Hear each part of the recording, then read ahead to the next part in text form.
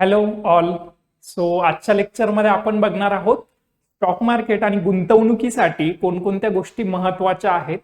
गुंतवणुकीसाठी आपल्या हॅबिट्स कशा असायला पाहिजे आणि शेअर मार्केट तर आपण पुढे शिकणारच आहोत. बट सुरुवातीला आपण काही महत्वाचे मुद्दे जे आहेत रिगार्डिंग इन्व्हेस्टमेंट त्याबद्दल आपण सुरुवातीला डिस्कस करणार आहोत. पीपीटी मध्ये दिसत असेल तुम्हाला share market. The stock market is a device for transferring money from the impatient people to the patient.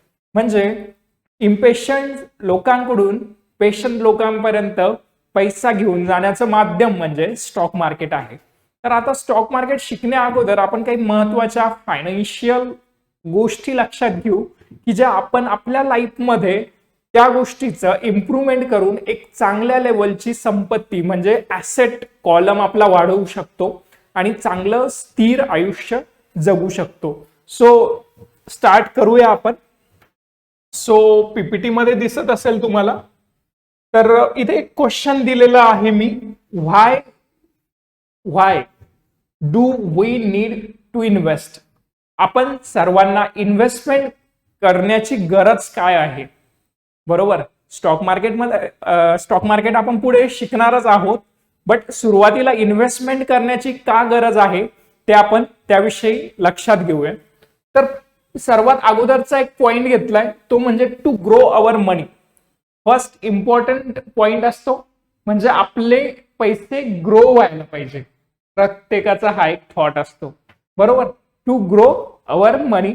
दुसरं आहे टू बीट इन्फ्लेशन. आता इन्फ्लेशन म्हणजे काय ते लक्षात घेऊया आपण. इन्फ्लेशन म्हणजे महागाई म्हणजे दिवसेंदिवस जी महागाई आपली कंटिन्युअस प्रत्येक वस्तूचा भाव वाढतोय आणि पैशाची जी व्हॅल्यू आहे ती कमी होते त्याला म्हणतो आपण इन्फ्लेशन. फॉर एक्झाम्पल आपण एक 100 वर्षाचं कॅल्क्युलेशन करू. 100 वर्षाचं कॅल्क्युलेशन म्हणजे 100 वर्षापूर्वी एक साधारण जर कुटुंबातलं आपल्याला साधारण जीवन जगायचं असलं तर एक कुटुंबामध्ये आपल्याला जवळपास कमी खर्च यायचा. फॉर एक्झाम्पल 100-150 रुपयात 100 वर्षापूर्वी एक कुटुंब साधारण खूप चांगलं जीवन जगायचं. आता आपण थोडं पुढे येऊ. 1940च्या दरम्यान एक 500, 300, 400, 500 रुपयात एक चांगलं कुटुंब आयुष्य जगायचं. त्यानंतर 1960 ला जर आपण कॅल्क्युलेट केलं तर एक 700-800 रुपये व्यवस्थित जीवन जगण्यासाठी पूर्ण खर्च कुटुंबाला लागायचा. 1980 ला विचार करायला गेलं 1980 ते 2000 या दरम्यान कुटुंबाला एक 1,500 ते 2,000 रुपयात एक कुटुंब चांगलं आयुष्य जगत होतं. त्यानंतर आपण 2010 ला विचार करूया. 2010च्या दरम्यान एक कुटुंब आयुष्य जगण्यासाठी कमीत कमी 8, 10, 15,000 रुपये आपल्याला लागत होते. आता 2021-22 ला जर विचार केला तर ऍटलिस्ट आपल्याला 40 ते 45,000 रुपये एक व्यवस्थित जीवन जगण्यासाठी लागतात. म्हणजे होतंय काय की पैशाची व्हॅल्यू जी आहे ती कमी होते आणि वस्तूचा भाव कंटिन्युअसली वाढतोय म्हणजे इन्फ्लेशन होते. इन्फ्लेशनला बीट करण्यासाठी सुद्धा आपल्याला इन्व्हेस्टमेंट करणं गरजेची आहे की जेणेकरून आपल्या पैशाची म्हणजे इन्व्हेस्टमेंटची व्हॅल्यू ग्रो होईल. आता नेक्स्ट पॉइंट क्लिअर झाला आपला. थर्ड घेऊ टू सेक्युअर फायनान्शियल फ्युचर. म्हणजे फायनान्शियली आपण स्ट्रॉंग असायला हवं. आपलं फ्युचर फायनान्शियली स्ट्रॉंग असायला हवं. फ्युचरमध्ये आपल्याला पैशासाठी कोणाकडे हात पसरवायची गरज नसायला पाहिजे आणि आपण स्टेबल आयुष्य जगू शकतो. जसं आयुष्यात जीवन जगताना 3 गोष्टी खूप महत्वाच्या आहेत. एक म्हणजे आपण फिजिकली फिट पाहिजे आणि या 3 गोष्टी एवढ्या महत्वाच्या आहे की एकही कॉलम डाऊन झाला त्या 3 गोष्टीपैकी तरी आपण व्यवस्थित जीवन जगू शकत नाही. पहिली गोष्ट फिजिकली फिट पाहिजे. दुसरी गोष्ट मेंटली फिट पाहिजे म्हणजे मनाने आपण स्ट्रॉंग पाहिजे. आणि तिसरी गोष्ट फायनान्शियली स्ट्रॉंग पाहिजे. या 3 गोष्टी खूप जास्त महत्वाच्या आहे. एक म्हणजे फिजिकली फिट असणं, मेंटली फिट असणं आणि तिसरी गोष्ट म्हणजे फायनान्शियली स्ट्रॉंग असणं. हे 3 पिलर लाईफमध्ये खूप महत्वाचे. आता आपण फायनान्शियली स्ट्रॉंग होण्यासाठी कोणकोणत्या हॅबिट्स महत्वाच्या आहे, फायनान्शियली स्ट्रॉंग होण्यासाठी आपण कोणकोणत्या वेने डेव्हलप होऊ शकतो, त्याचं एज्युकेशन या कोर्समध्ये आपण घेणार आहोत. सो महत्वपूर्वक लक्ष द्या आणि एक तुम्ही नोट्ससाठी एक रजिस्टर्ड किंवा काही महत्वाचे हळूहळू पण आपण नेक्स्ट व्हिडिओमध्ये काही गोष्टी शिकणार आहोत. सो ते मुद्दे लक्षात घेऊन तुम्ही तुमच्या डे टू डे लाईफमध्ये त्याचं इम्प्लिमेंट करावं, जेणेकरून लॉंग टर्म मध्ये आपल्याला रिझल्ट मिळतील. सो नेक्स्ट घेऊया आपण. एक महत्वाचा मुद्दा आहे इथे लिहिलेला. आपल्याला सर्वात महत्वाची एक गोष्ट इथे शिकायची आहे, ती म्हणजे ऍसेट्स आणि लायबिलिटी. यावर सगळा गेम महत्वाचा आहे. तो ऍसेट्स आणि लायबिलिटी एक सरळ लँग्वेज मध्ये आपण समजून घेऊ. आता ऍसेट्स म्हणजे काय, तर जी गोष्ट आपल्या खिशात पैसे आणून देते त्याला आपण ऍसेट्स म्हणतो. ऍसेट्स म्हणजे मराठीत आपण त्याला मालमत्ता म्हणतो. म्हणजे जी गोष्ट आपल्या खिशात पैसे आणून देईल त्याला आपण ऍसेट्स म्हणतो, आणि जी गोष्ट आपल्या खिशातले पैसे घेऊन जाईल त्याला आपण लायबिलिटीज म्हणतो. बरोबर. आता जी गोष्ट आपल्या खिशात पैसे आणून देईल त्याला आपण ऍसेट्स म्हणतो, आणि जी गोष्ट आपल्या खिशातून पैसे घेऊन जाईल तिला लायबिलिटीज म्हणतो. आता महत्वाचा मुद्दा असा की आपली जी हॅबिट आहे ती कशी पाहिजे, म्हणजे आपल्या ज्या फायनान्शियल हॅबिट्स आहेत तर त्या कोणत्या गोष्टी खरेदी करणाऱ्या असाव्यात. सो आपला माइंडसेट कसा आहे, आपण ऍसेट्स जास्त खरेदी करतो की लायबिलिटी जास्त खरेदी करतो, याचा आपण विचार करायचा आहे. आणि ऍसेट्सवर जास्त फोकस आहे. मंथली एक तुम्ही राईट डाऊन करू शकता पेपरवर की आपण मंथली जो खर्च आहे, फॉर एक्झाम्पल आपली सॅलराईड पर्सन साठी सांगतोय, सॅलरी झाल्यानंतर खर्च कसा करतो. ओके. आणि त्याचं एक बायफर्गेशन करायचंय आणि त्याचं डिफरन्स कॅल्क्युलेट करायचं आहे की आपला माइंडसेट ऍसेट खरेदी करणारा आहे की लायबिलिटी. आता एक्झाम्पल्स घेऊया आपण ऍसेट्सचे काही आणि लायबिलिटीचे सुद्धा काही एक्झाम्पल्स घेऊया आणि बघू की ऍसेट्स कोणत्या असतात आणि लायबिलिटी कोणत्या असतात, आणि आपला माइंडसेट कसा आहे की आपण मोस्टली व्हॅल्यू कोणत्या गोष्टीला द्यायला पाहिजे, ऍसेटला की लायबिलिटीला. सो आता एक एक्झाम्पल बघूया काही. आता आपण ऍसेट्सचे एक्झाम्पल्स बघूया. दोन प्रकारच्या ऍसेट्स असतात, एक आहे फिजिकल ऍसेट्स आणि दुसरी आहे फायनान्शियल ऍसेट्स. एक आहे फिजिकल ऍसेट, दुसरी आहे फायनान्शियल ऍसेट्स. आता फिजिकल ऍसेट्स कोणती आहे बघूया आपण. आता फिजिकल ऍसेट्स म्हणजे काय, तर रिअल इस्टेट. रिअल इस्टेट म्हणजे काय, तर तुमचा प्लॉट आहे, that is your physical assets. म्हणजे प्लॉटची किंमत दिवसेंदिवस ग्रो होत जाणार आहे, म्हणजे ती ऍसेट आहे, तुमच्या खिशात पैसे आणून देणारे प्लॉट. दुसरं आहे जमीन. एक्झाम्पल आपण रिअल इस्टेट द्यायचंय तर जमीन आहे, प्लॉट आहे. ओके.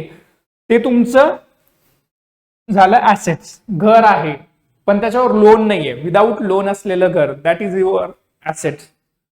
सो हे झालं एक फिजिकल ऍसेटचं एक्झाम्पल. दुसरं फिजिकल ऍसेटचं एक्झाम्पल घेऊ आपण गोल्ड अँड सिल्वर. गोल्ड आणि सिल्वर आपल्याकडे फिजिकली फॉर्म मध्ये असतात आणि दॅट इज ऍसेट. ओके. 5000 वर्षापासून गोल्ड हे खूप महत्वाची ऍसेट मानलं जातं. गोल्डचा एक नियम आहे, तो म्हणजे काय आपण लक्षात घेऊया. गोल्डचा एक नियम असा आहे की 10 ग्राम गोल्ड म्हणजे 1 तोळा सोनं is equal to your monthly expenses. म्हणजे कसं की 10 ग्राम सोनं, 10 gram gold is equal to monthly expenses. तर मंथली एक्सपेन्सेस कसं, तर तुम्ही 1000 वर्षापासून पण कॅल्क्युलेट केलं तर फॉर एक्झाम्पल 1900 पासून आपण 100 वर्षाचं कॅल्क्युलेट करू. म्हणजे 100 वर्षापूर्वी जो भाव होता सोन्याचा 10 ग्राम सोन्याचा इज इक्वल टू त्या काळातला एका महिन्याचा खर्च. सो आपण रिसेंटली कॅल्क्युलेट केलं तर 1994-95 ला 3000 सोन्याचा भाव होता, 3000 रुपये तोळा, म्हणजे 10 ग्राम 3000 यायचं. तर ऍक्च्युअली त्या काळात 3500 ते 4000 एक मंथली एक्सपेन्सेस साधारण कुटुंबाचा राहत होता. आता 2000 साली जर विचार केला तर तोच आहे. तुम्ही पूर्ण टॅली करू शकता. दिस इज युअर असाइनमेंट. तुम्ही 100 वर्षापूर्वी सोन्याचा भाव चेक करू शकता आणि त्या काळात मंथली येणारा एक्सपेन्सेस. आता रिसेंटली मी एक्झाम्पल देतो, आजच्या काळात सोन्याचा भाव आहे 48 ते 52 हजाराच्या दरम्यान सोनं ट्रेड करते. सो 48 ते 52 हजाराच्या दरम्यान हा जो भाव आहे तोच मंथली एक्सपेन्सेस आहे. एक छान जर आयुष्य जगायचं असलं तर मंथली आपल्याला 48 ते 52 हजार रुपये लागतात. सो हे कॅल्क्युलेशन तसंच राहणार आहे फ्युचरमध्ये. हे एक सोन्याचं महत्वाचं एक एक्झाम्पल सांगितलं. सो नेक्स्ट आहे आपली सिल्वर. नेक्स्ट आहे सिल्वर, ही सुद्धा एक तुमची फायनान्शियल ऍसेट, फिजिकल ऍसेट झाली. देन सेकंड आहे अँटिक्स अँड कलेक्टेबल्स. अँटिक्स अँड कलेक्टेबल्स काय असतं तर काही, फॉर एक्झाम्पल महात्मा गांधीचा चष्मा आहे, तो जेवढा ओल्ड झाला तेवढी त्याची व्हॅल्यू वाढणार आहे, बरोबर. आणि असे बरेच एक्झाम्पल्स आहे. महात्मा गांधीचा चष्मा झाला, त्याच्यानंतर ओल्ड ज्या गोष्टी आहे, शिवाजी महाराजांची तलवार किंवा अशा ज्या ओल्ड गोष्टी आहे, जेवढे जास्त ओल्ड होतील तेवढे जास्त त्या व्हॅल्युएबल होतील. त्याला म्हणतात अँटिक्स अँड कलेक्टेबल. अँटिक्स अँड कलेक्टेबल हे जे खरेदी करणारा क्लास आहे तो आहे HNI, म्हणजे हाय नेटवर्थ इंडिव्हिज्युअल, ज्यांच्याकडे खूप मोठ्या प्रमाणात पैसा आहे असे लोक पेंटिंग्स, अँटिक्स अँड कलेक्टेबल्स मध्ये इन्व्हेस्ट करतात. सो ह्या झाल्या आपल्या फिजिकल ऍसेट्स. आता आपण नेक्स्ट घेऊया फायनान्शियल ऍसेट्स. फायनान्शियल ऍसेट्स कोणकोणते आहे तर फिक्स्ड डिपॉझिट, जे आपलं बँकेत आपण फिक्स्ड डिपॉझिट ठेवतो, this is one of the financial assets. Then recurring deposit, RD ज्याला म्हणतो आपण, ती पण एक फायनान्शियल ऍसेट्स आहे.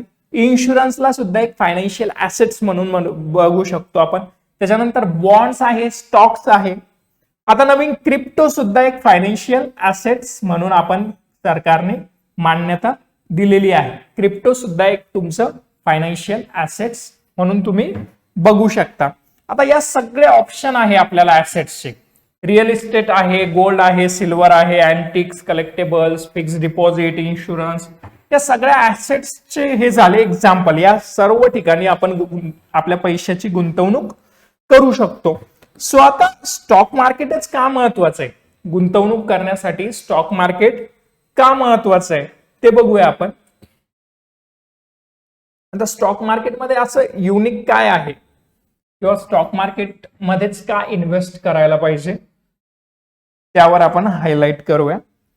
तर एक फर्स्ट सर्वात महत्वाचा मुद्दा घेतलाय, why you should invest in the stock market. म्हणजे स्टॉक मार्केटमध्येच आपण इन्व्हेस्ट का करायला पाहिजे, तर त्याचे काही रिझन्स आहे आणि ते खूप महत्वाचे आहे. आणि पुढे आपण आता स्टॉक मार्केटचा स्टडी स्टार्ट करणार आहोत. सो सर्वात पहिलं रिझन आपण इथे घेतलंय की liquidity of investment. Liquidity of investment म्हणजे काय, फॉर एक्झाम्पल तुम्ही एखादा प्लॉट घेतला आणि तो विकायचा आहे तुम्हाला, तर विकायला ती डील व्हायला ऍटलिस्ट 15 दिवस 1 महिना तरी आपला जातो. त्यासाठी आपल्याला बायर शोधावा लागतो. बायर शोधल्यानंतर काय होतं, तो बाय होतो, त्याची रजिस्ट्री, फॉर्मॅलिटीज, डॉक्युमेंटरीज, या सगळ्या गोष्टी ला काय कालावधी लागतो. ऍटलिस्ट त्या पिरियडमध्ये मिनिमम 15 ते 20 दिवस आपले खर्च होतात. सो आता मार्केटमध्ये काय तर लिक्विडिटी ऑफ इन्व्हेस्टमेंट, याच्यात लिक्विडिटी काय, लिक्विडिटी इझिली, म्हणजे फॉर एक्झाम्पल तुमच्याकडे स्टॉक आहे, टाटा मोटरचा शेअर आहे आणि तो तुम्हाला सेल करायचा आहे, तर तुम्ही क्विकली सेल करून तुमचे दुसऱ्या मिनिटाला अकाउंटला अमाऊंट क्रेडिट करू शकता. सो इमिजिएटली सेल करून तुमच्याकडे असलेले स्टॉक्स तुमचे पैसे तुम्हाला अर्जंट यूज करू शकता. म्हणजे लिक्विडिटी खूप फास्ट आहे, लगेच आपल्याला सेल करून आपली अमाऊंट आपल्याला मिळवता येते. ओके, देन हा एक सर्वात महत्वाचा मुद्दा आहे liquidity of investment. Then daily opportunities. मार्केटमध्ये 5,000 कंपन्या लिस्टेड आहे. सो आपण स्टडी करून डेली अपॉर्च्युनिटीज आपल्याला मिळू शकतात की आपण प्रत्येक चांगला रिसर्च करून चांगल्या कंपनीमध्ये आपल्याला इन्व्हेस्टमेंटच्या अपॉर्च्युनिटीज मार्केटमध्ये मिळू शकतात. ऍक्सेसेबल टू एव्हरीवन, प्रत्येकासाठी ऍक्सेसेबल आहे. याच्यासाठी कोणता क्रायटेरिया नाहीये की कोणता पर्सन करू शकतो कोणी नाही करू शकत, असा कोणताही क्रायटेरिया नाही. Each and every person, educational criteria नाही, कोणताच क्रायटेरिया नाही, फक्त तुमची इच्छा असायला पाहिजे आणि तुम्ही स्टॉक मार्केटमधले नॉलेज घेऊन एक स्टार्ट करायला पाहिजे. देन आहे easy to understand and participate. Understand करण्यासाठी खूप इझी आहे स्टॉक मार्केट, बरोबर, आणि पार्टिसिपेट करण्यासाठी सुद्धा खूप इझी आहे. Then initial investment can be very low. Initial investment म्हणजे आता बऱ्याच लोकांचं असं मत होतं की स्टॉक मार्केटमध्ये इन्व्हेस्ट करण्यासाठी भरपूर पैसा लागतो किंवा भरपूर आपल्याकडे तर सुरुवातच नाही, किंवा सॅलराईड काही लोक आहेत की माझ्याकडे पैसेच नाही स्टॉक मार्केटमध्ये, असं बरेच लोक म्हणतात की इन्व्हेस्टमेंट. बट ऍक्च्युअली काय आहे की तुम्ही एक 100 रुपयाचा सुद्धा एक शेअर खरेदी करू शकता. फॉर एक्झाम्पल अशोक मोटार्स 130 रुपये आहे, तुम्ही एक शेअर सुद्धा खरेदी करू शकता Ashok Leyland. Then Tata Motors आहे 450 रुपये प्राइस आहे, एक शेअर सुद्धा खरेदी करू शकता. SBI बँक आहे 520 रुपये प्राइस आहे, एक शेअर सुद्धा खरेदी करू शकता. म्हणजे आयडिया आहे 8-10 रुपयाचा शेअर आहे, 10 रुपयापासून तुम्ही सुरुवात करू शकता. म्हणजे जस्ट तुम्हाला एक नॉलेज असणं महत्वाचं आहे, आणि सुरुवातीला इनिशियल अमाऊंट तुमची 10 रुपये सुद्धा असली तरी तुम्ही शेअर खरेदी करू शकता. म्हणजे एक ड्रॉप म्हणजे सुरुवातीला अगदी थोड्या अमाऊंट पासून तुम्ही सुद्धा इन्व्हेस्ट करू शकता. जस्ट इच्छा पाहिजे आणि नॉलेज घेऊन तुम्ही हळूहळू स्टार्ट करणं खूप महत्वाचं असतं. Then no maintenance cost. महत्वाचं म्हणजे याच्यासाठी कोणती मेंटेनन्स कॉस्ट तुम्हाला द्यावं लागत नाही, या उलट तुम्हाला डिव्हिडंड मिळतो. डिव्हिडंड काय आपण पुढे बघणारच आहोत. सो ओव्हरऑल याच्यासाठी कोणतीच मेंटेनन्स कॉस्ट नाही. तुम्ही जर घर घेतलं त्याचं पण मेंटेनन्स करावं लागतं, इन्व्हेस्टमेंट म्हणून जरी घेतलं तरी सुद्धा त्याचं काही ना काही मंथली किंवा इयरली काही ना काही मेंटेनन्स निघतं आणि त्यामध्ये आपला पैसा जातो. बट स्टॉक मार्केटमध्ये काय की इथे कोणत्याच प्रकारचा मेंटेनन्स आपल्याला नाहीये. सो हे झाले ओव्हरऑल स्टॉक मार्केटचे फायदे आणि काय इन्व्हेस्टमेंट करायला पाहिजे. ओव्हरऑल आपल्याला पूर्णपणे अंडरस्टँड आता झालेलं असेल. सो आता नेक्स्ट स्लाइड मध्ये बघूया आपण अजून काही क्लॅरिटी यावी यासाठी काही महत्वाचे पॉइंट्स मी घेतलेले आहे. आता myths about stock market. Myths about stock market म्हणजे काय, तर फॉर एक्झाम्पल आपल्याला कन्स्ट्रक्शन चालू करायचं आहे एखाद्या एम्प्टी प्लॉटवर, तर सर्वात अगोदर आपण काय करतो, कन्स्ट्रक्शन चालू करण्याच्या अगोदर जो पण कचरा असेल त्या प्लॉटवरचा कचरा किंवा घाण ती क्लीन करून घेतल्या जाते आणि त्याच्यानंतर कन्स्ट्रक्शन स्टार्ट होतं. तर तेच एक एक्झाम्पल इथे द्यायचं तर आता मिथ्स म्हणजे काही मिथ्स असतात की आपल्याला स्टॉक मार्केट विषयी अवेअरनेस नसतं किंवा इन्फॉर्मेशन कमी असते, त्यामुळे काही मिथ्स किंवा आजूबाजूचे लोक आपल्याला सांगतात की stock market is very risky, stock market is gambling game.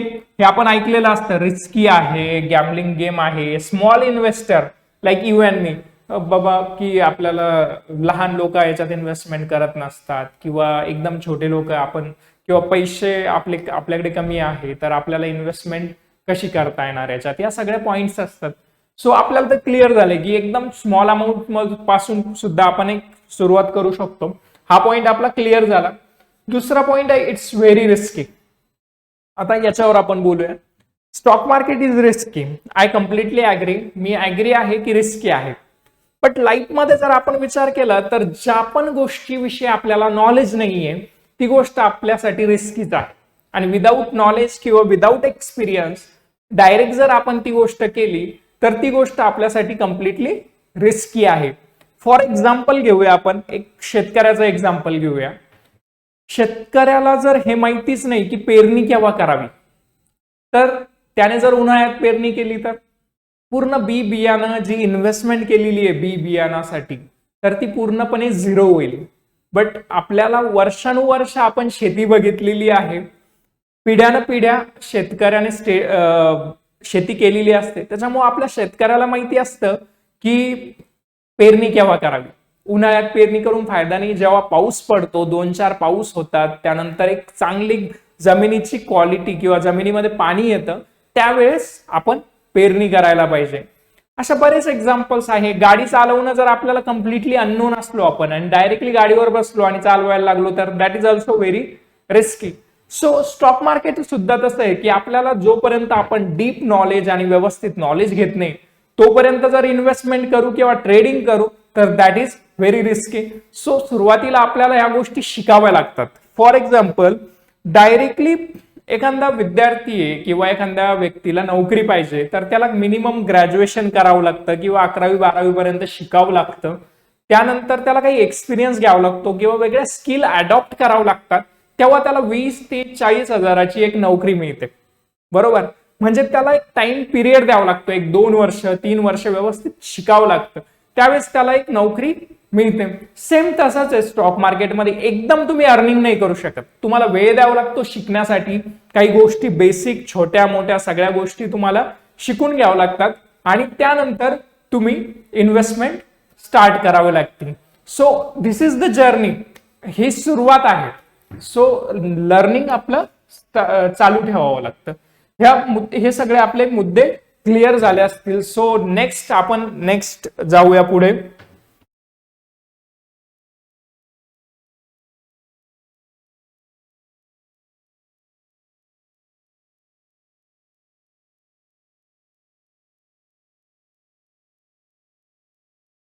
आता बघूया आपण structure of the market.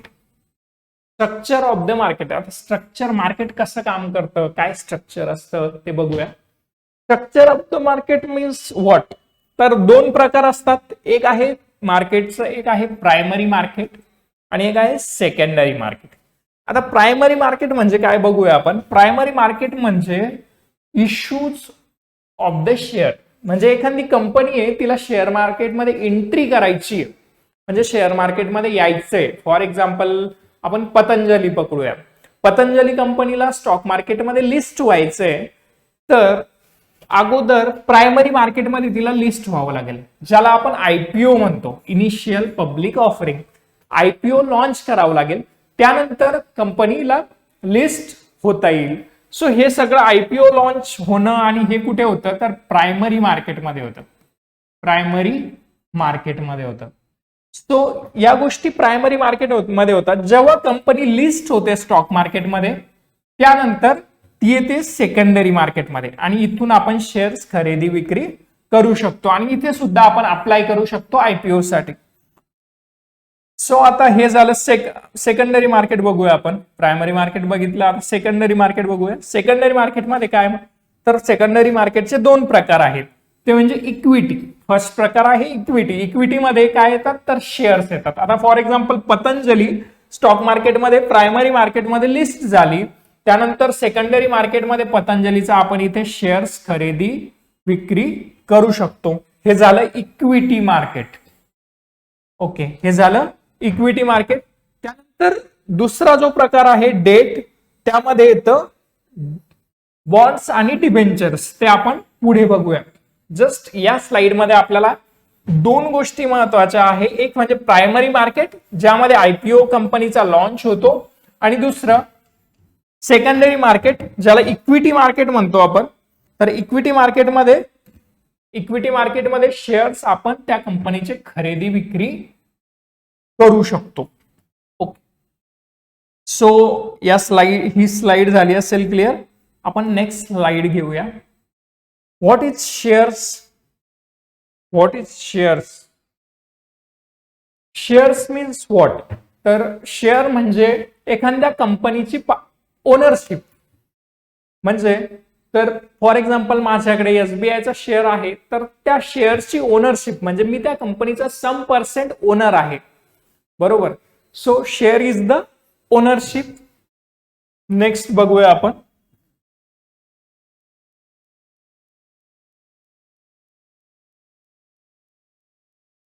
Okay, so कोणती कंपनी शेअर मार्केटमध्ये येऊ शकते, बघूया आपण. Which company is issue share. कोणती कंपनी शेअर मार्केटमध्ये शेअर इश्यू करू शकते. आता वेगवेगळ्या कंपन्यांचे प्रकार असतात. एक आहे इंडिव्हिज्युअल पार्टनरशिप, इंडिव्हिज्युअल ओनरशिप म्हणजे काय, तर एखादा शॉप आहे, तिचा एक ओनर आहे, त्याला म्हणतो आपण इंडिव्हिज्युअल ओनरशिप. दुसरी आहे पार्टनरशिप कंपनी म्हणजे एक 2 ते 3 मित्र मिळून एक कंपनी चालवतायत. 2-3 मित्र मिळून एक कंपनी स्टार्ट करतायत, तर त्याला म्हणतो आपण पार्टनरशिप फर्म.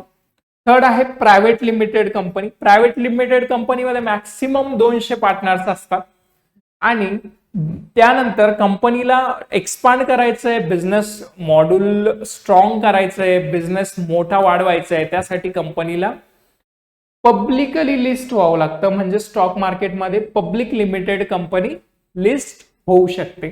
सो याची प्रोसिजर काय आहे, आयपीओ कसा त्याला म्हणतो आपण, IPO initial public offering. So याची प्रोसिजर काय आहे ते आपण नेक्स्ट स्लाइड मध्ये बघूया. आयपीओ लॉन्च कसा होतो, त्याची प्रोसिजर काय आहे, या सगळ्या गोष्टी आपण नेक्स्ट स्लाइड मध्ये बघूया. So initial public offering. Initial public offering म्हणजे काय, तर आयपीओ कोणत्याही कंपनीला मार्केटमध्ये लिस्ट व्हायचंय, शेअर मार्केटमध्ये एंट्री करायची, तिला शेअर सेल करायचे, तर तिला initial public offering IPO launch करावा लागतो. आता आयपीओ लॉन्च करणं म्हणजे नेमकं काय, तर initial public offering is the very first sale of the share issue by a company to the public, याला म्हणतो आपण आयपीओ. आता रिझन्स काय काय आहे, आयपीओ लॉन्च करण्या पाठीमागचे रिझन्स काय काय आहे बघूया आपण. तर आणि आयपीओ हे सगळ्या गोष्टी तुम्हाला मनी कंट्रोल या वेबसाईटवर बघायला मिळतील. सो मनी कंट्रोल पण आपण पुढे बघणार आहोत की मनी कंट्रोल मध्ये आयपीओ कोणत्या कंपनीचे आलेले आहेत, कोणते लिस्ट झालेले आहे, ते आपण नेक्स्ट स्लाइड मध्ये बघूया. अगोदर आपण बघूया की कंपनीला आयपीओ लॉन्च करण्याची गरज काय आहे आणि रिझन्स कोणकोणते असतात. तर सगळ्यात फर्स्ट जे रिझन आहे ते म्हणजे एक्सपान्शन. बरोबर, कंपनीला कंपनीचं एक्सपान्शन करायचंय, म्हणजे न्यू सर्व्हिसेस ऍड करायचे आहे. सर्व्हिस कंपनी असेल तर, न्यू मॅन्युफॅक्चरिंग कंपनी असेल तर मॅन्युफॅक्चरिंग मध्ये डेव्हलपमेंट करायची आहे, बिझनेस डेव्हलप करायचा आहे, ग्रोथ करायची आहे, त्यासाठी शेअर मार्केटमध्ये कंपनी आयपीओ लॉन्च करते. दुसरं कारण आहे डेट. कंपनीवर जर काही कर्ज असेल तर ते क्लिअर करण्यासाठी सुद्धा कंपनी आयपीओ लॉन्च करते. न्यू प्रोडक्ट, नवीन काही प्रोडक्ट्स आणायचे असले कंपनीला तरी सुद्धा आयपीओ साठी कंपनीचा आयपीओ मार्केटमध्ये येतो. नवीन सर्व्हिसेस काही आणायच्या असल्या त्यासाठी सुद्धा आयपीओ लॉन्च होतो. सो हे सगळे रिझन्स आहे. सो याच्यापैकी आपल्याला कळायला पाहिजे की कंपनीचं काय रिझन आहे. सो ह्या गोष्टी कुठे बघायला मिळतील आपल्याला, की कंपनीचं रिझन काय आहे किंवा कंपनी का आयपीओ लॉन्च करते, या सगळ्या गोष्टी कुठे मिळतील आपल्याला, तर red herring prospectus. Red herring prospectus काय आहे, तर ही कंपनीची सगळी कुंडली रेड हेरिंग प्रोस्पेक्टस मध्ये असते आणि ते कुठे मिळतं, तर सेबीच्या वेबसाईटवर. सेबी काय आहे ते आपण पुढे बघूया. सेबीच्या वेबसाईटवर आपल्याला सगळ्या गोष्टी मिळतात. SEBI security exchange board of India आहे. तुम्ही गुगलवर गेलेत आणि security exchange board of India टाकलं, सेबी टाकलं, तर तुम्हाला सेबीची वेबसाईट मिळेल आणि वेबसाईटवरून तुम्ही ही रेड हेरिंग प्रोस्पेक्टस मिळवू शकता. आता रेड हेरिंग प्रोस्पेक्टस म्हणजे काय आणि त्यामध्ये काय काय असतं ते बघूया. रेड हेरिंग प्रोस्पेक्टस म्हणजे प्रायमरी ज्या सगळ्या गोष्टी असतात रेड हेरिंग प्रोस्पेक्टस मध्ये, आपल्या आयपीओ विषयी, इनिशियल पब्लिक ऑफरिंग विषयी आणि कंपनी विषयी सगळ्या काही डिटेल्स, म्हणजे काय काय डिटेल्स असतात सेबीच्या वेबसाईटवर तुम्हाला या सगळ्या गोष्टी मिळतील. आणि आता इन्फॉर्मेशन काय काय असते ते बघूया. रेड हेरिंग प्रोस्पेक्टस मध्ये business details of the company. Business details of the company. आता कंपनीचे बिझनेस मॉडेल काय आहे, कंपनी नेमकं कशावर काम करते, बिझनेस मॉडेल कसं आहे, त्यानंतर कॅपिटल स्ट्रक्चर, म्हणजे कॅपिटल स्ट्रक्चर काय आहे, लास्ट फायनान्शियल इयर मध्ये कंपनीने प्रॉफिट जनरेशन किती केलेलं आहे, कंपनीचं अकाउंट कसं आहे, कंपनी कधीपासून इस्टॅब्लिश आहे, बिझनेस मॉडेल कोणते, कोणकोणत्या ग्रोथ असणारे पॉइंट्स आहे कंपनीच्या बिझनेस मॉडेलमध्ये, फ्युचर काय आहे कंपनीचं, त्यानंतर रिस्क फॅक्टर कोणकोणते बिझनेससाठी, त्यानंतर प्रोडक्ट्स कोणते आहे, कोणकोणत्या कंट्रीज मध्ये बिझनेस चालतात कंपनीचे, आणि रिस्क फॅक्टर कोणते आहे, प्रमोटर्स म्हणजे ओनरशिप किती % शेअर्स ओनर्स कडे आहेत, त्यानंतर प्रमोटर कोण आहे, मॅनेजमेंटमध्ये कोण कोण आहे, fast financial data, overall company profit मध्ये आहे की डेप्थ मध्ये आहे, त्या सगळ्या गोष्टी आणि खूप काही गोष्टी, त्या सगळ्या गोष्टी रेड हेरिंग प्रोस्पेक्टस मध्ये आपल्याला वाचायला मिळतात. सो असाइनमेंट आहे तुमची आजची, तुम्हाला सेबीवर जाऊन जो पण आयपीओ आहे, अपकमिंग आयपीओ, त्याचा रेड हेरिंग प्रोस्पेक्टस बघायचा आहे. सो या सगळ्या गोष्टी आपल्याला रेड हेरिंग प्रोस्पेक्टस मध्ये कंपनी विषयीच्या बघायला मिळतात. So red herring prospectus understand झालं असेल तर आपण नेक्स्ट व्हिडिओमध्ये बघूया काही गोष्टी.